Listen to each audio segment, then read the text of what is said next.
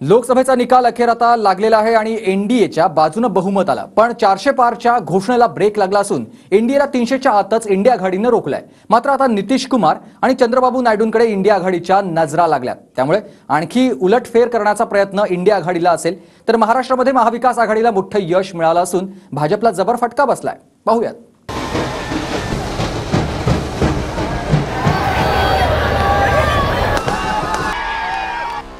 सत्ता स्थापन होईल एवढे आकडे एनडीएचे नक्कीच आले, पण इंडिया आघाडीनं मुसंडी मारल्यानं भाजपमध्ये धडकी नक्कीच बसवली। 543 पैकी एनडीएचे 294 खासदार जिंकले, तर इंडिया आघाडीचे 233 खासदार आहेत। एनडीएतून भाजपच्या 241 जागा आल्यात। 2019 मध्ये भाजपच्या एकट्याच्या 303 जागा होत्या आणि इंडिया आघाडीत काँग्रेसचे 100 खासदार जिंकले। 2019 मध्ये काँग्रेसच्या 52 जागा आल्या होत्या, म्हणजे काँग्रेसला तब्बल 48 खासदारांचा फायदा झाला। बहुमताचा आकडा 272 आहे। एनडीएकडे बहुमत आहे, पण आता इंडिया आघाडीच्या आशा अजूनही पल्लवीत आहे आणि त्याचं कारण म्हणजे भाजप सोबत असलेले दोन मित्र पक्ष, एक जेडीयूचे नितीश कुमार आणि टीडीपीचे अध्यक्ष चंद्राबाबू नायडू। एनडीएला 294 जागा मिळाल्यात आणि ज्यात बिहारमध्ये नितीश कुमारांच्या जेडीयूला 12 जागा मिळाल्यात। चंद्राबाबू नायडूंच्या टीडीपीचे 16 खासदार आले आहेत। जर नितीश कुमार आणि चंद्राबाबू नायडूंनी फासा पलटवला तर एनडीए बहुमताच्या आकड्यापेक्षा खाली येते आणि एनडीएच्या जागा होतात 266। जर चंद्राबाबू आणि नितीश कुमार इंडिया आघाडीसोबत आले तर मग इंडिया आघाडीचं संख्याबळ 269 होतं, म्हणजेच अपक्षांच्या मदतीनं इंडिया आघाडी सरकार बनवू शकते। आणि चंद्राबाबू तसंच नितीश कुमारांशी बोलायचं का हे दिल्लीत इंडिया आघाडीच्या बैठकीत ठरेल। त्यानंतर पुढची रणनीती ठरवू असं शरद पवार म्हणाले, तेच राहुल गांधीही म्हणाले। कल डिसाइड होगा, इंडिया गठबंधन की मीटिंग है, कल हमारा अलायंस डिसाइड करेगा। बड़ी फाइन लाइन है, तो जो इंडिया गठबंधन डिसाइड करेगा उस पे हम एक्शन लेंगे। सत्ता स्थापनेसाठी दावा करायलाच पाहिजे। इंडिया आघाडीच्या बैठकीसाठी मी उद्या दुपारनंतर जाईन, कारण बाहेरगावी जिंकलेले जे आमचे खासदार आहेत ते उद्या येतील। आज मुंबईतले खासदार मला भेटले, उद्या बाहेरगावचे खासदार येतील।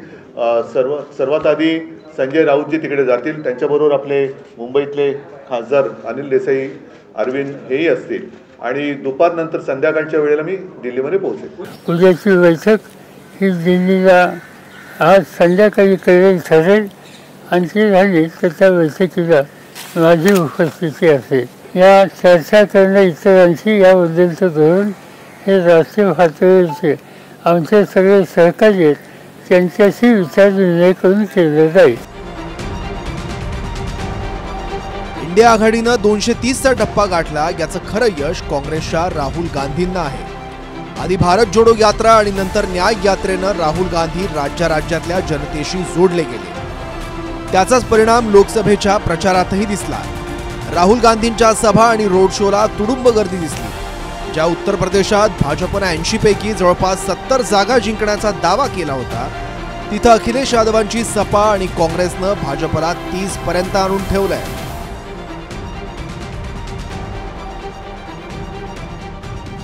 विशेष म्हणजे अखिलेश यादवांच्या समाजवादी पार्टीला मिळालेल्या यशामागे राहुल गांधींचा मोठा वाटा आहे।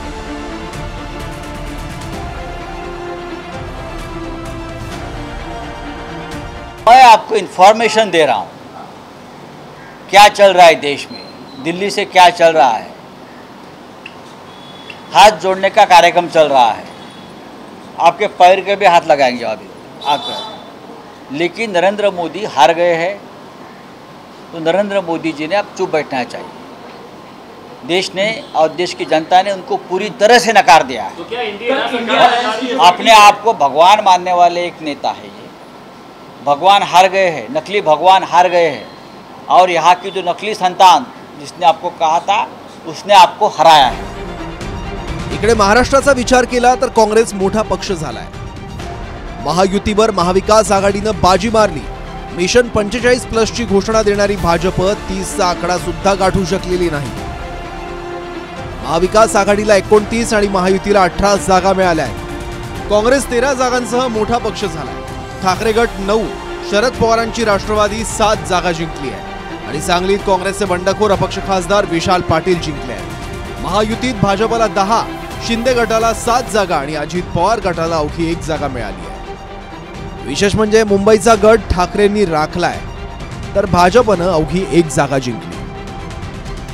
राहुल गांधीजी ज्यांनी कन्याकुमारी ते काश्मीर, भारत जोडो यात्रा आणि मणिपूर ते मुंबई अशी न्याय यात्रा जी काढली आणि जनतेने जो प्रतिसाद राहुल गांधींच्या या यात्रेला दिला हे त्याचं फलित आहे. महाराष्ट्रातल्या 7 ठिकाणी अतिशय उत्तम विजय मिळवलाय. सुप्रियाताई सुळे या इथं आज स्वतःहून आलेल्या आहेत. सुप्रियाताईंचा विजय हा महाराष्ट्रातलाच नाही तर देशातल्या चर्चेचा विषय झालेला होता आणि प्रत्येक जण महाराष्ट्रातल्या 47 जागांवर फार चौकशी करत नव्हतं, पण बारामतीच्या 48वी जागा काय होणार याची चर्चा देशभर चाललेली होती.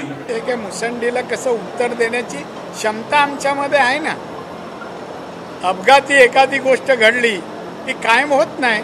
यामध्ये आम्ही आत्मपरीक्षण करू, महाराष्ट्रात का घडलं, आम्ही नेते असताना असं का घडलं, कोणत्या नेत्यामुळे घडलं, निर्णय कोणी चुकीचे, सगळ्याचं आत्मपरीक्षण करू ना आणि योग्य वेळी तुम्हाला बातमी रूपात पोचू. महाविकास आघाडीत दक्षिण मुंबईतून ठाकरे गटाचे अरविंद सावंत विजयी झाले आहेत. शिंदे गटाच्या यामिनी जाधवांचा पराभव झाला. दक्षिण मध्य मुंबईत ठाकरे गटाचे अनिल देसाईंनी शिंदे गटाच्या राहुल शेवाळेंचा पराभव केला. उत्तर पूर्व मुंबईत ठाकरे गटाच्या संजय दिना पाटलांनी भाजपच्या मिहिर कोटेचा यांचा पराभव केला. मुंबई उत्तरमध्ये भाजपचे पियुष गोयल विजयी झाले आहेत. काँग्रेसच्या भूषण बाटलांचा पराभव झाला. बहुचर्चित मुंबई उत्तर मध्यमध्ये काँग्रेसच्या वर्षा गायकवाडांनी भाजपच्या ॲडव्होकेट उज्ज्वल निकमांचा पराभव केला. एमवी महाराष्ट्र का रिजल्ट तो अच्छा ही है, लेकिन मुझे और कुछ सीटों की अपेक्षा थी, जरूर थी. 2-4 सीट्स वैसे तो मुझे जितने हमने लड़ी थी 48, तो 48 के 48 हमें जीतना चाहिए था. उम्मीद तो वही थी, विश्वास भी था. ठीक है, कुछ जगह लग रहा है कि कुछ गड़बड़ हुई है क्या, ऐसे आशंका आ सकती है. लोकसभेच्या निकालानं एक बाब मात्र स्पष्ट केली की पक्षफुटीनंतर जनतेनं आपला कौल उद्धव ठाकरे आणि शरद पवारांच्याच बाजूने दिलाय आणि देशासह राज्यात काँग्रेसला उभारी मिळाली आहे. Bureau report, TV9 Marathi.